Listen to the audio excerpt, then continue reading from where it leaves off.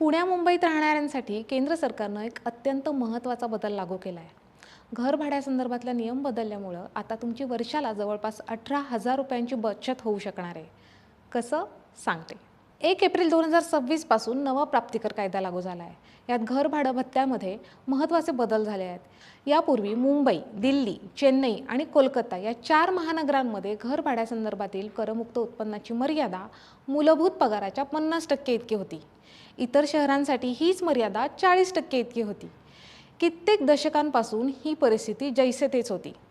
मात्र आता पुणे, बंगळुरू, हैदराबाद आणि अहमदाबाद या 4 शहरांसाठी ही सवलत लागू होईल.